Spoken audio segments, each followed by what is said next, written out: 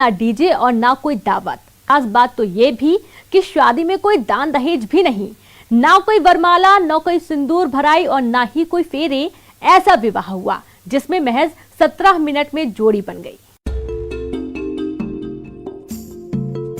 इस शादी में मेहमान तो हैं पर कोई दावत नहीं, न कोई ऐसे दस्तूर जो ज्यादातर शादियों में देखने को मिलते हैं।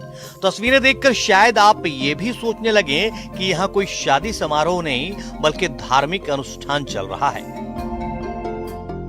महज 17 मिनट की रमैनी में एक छोटे से मंच पर गुरु की चरण पादुकाएं रखकर दूल्हा दुल्हन एक दूसरे के आमने सामने हैं। सामने घराती और बाराती अपने अपने मोबाइल कैमरों से इन लम्हों को कैद कर रहे हैं।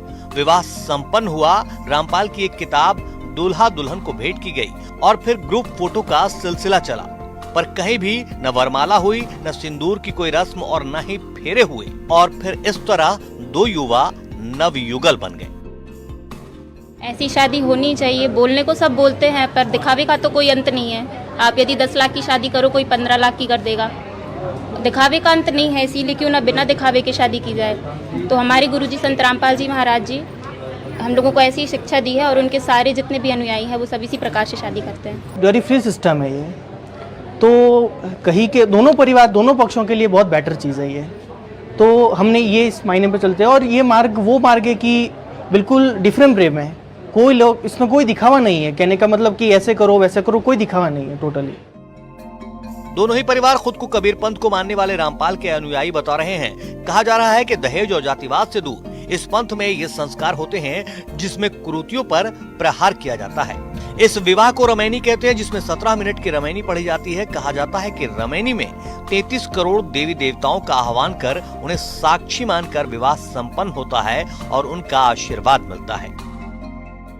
परमात्मा के विधान के तहत संत रामपाल जी महाराज का एक ही उद्देश्य है कि हमारा जो है दहेज मुक्त विवाह होना चाहिए और दहेज मुक्त विवाह के तहत ये आयोजन किया गया। इसको रमैनी बोलते हैं। 17 मिनट की रमैनी होती है। इस रमैनी में 33 करोड़ देवी देवताओं का आह्वान किया जाता है और वो लोग को आगे ही स्वयं अपना आशीर्वाद परमात्मा को देते हैं। परमात्मा आशीर्वाद साथ में देते हैं वो जी।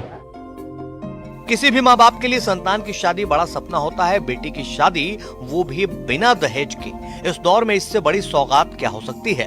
दुल्हन के पिता का कहना है कि कोरोना काल में इस तरह का ये आयोजन प्रासंगिक है, इसलिए उनकी आंखों में खुशी के आंसू हैं।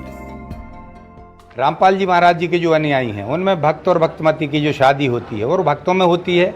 इसमें जाति वाति का जाति भेद नहीं मानते वो, और बगैर दहेज के साधारण तरीके से जिस स्थिति में रहते, आडम्बर, ना कोई आपका बाजा गाजा डीजे खान ये कुछ टाइप का नहीं होता। सीधा तरीके से वर और वधू जो है अपने आप को उसमें देख लेते हैं, दोनों भक्त में, और भक्तात्माओं की ये बगैर दहेज की शादी हो जाती है। अनेकता में एकता देश की पहचान ही नहीं ताकत भी है। ऐसे ही कई पहलुओं के पंथ, धर्म, सभ्यता और संस्कार को समेटे है हमारा भारत, जहां सबको आजादी से गौरवपूर्ण जीवन जीने का अधिकार है। ये विवाह भी उसी परंपरा का एक उदाहरण है और मौजूदा वक्त में संदेशों से भरा विवाह संस्कार है।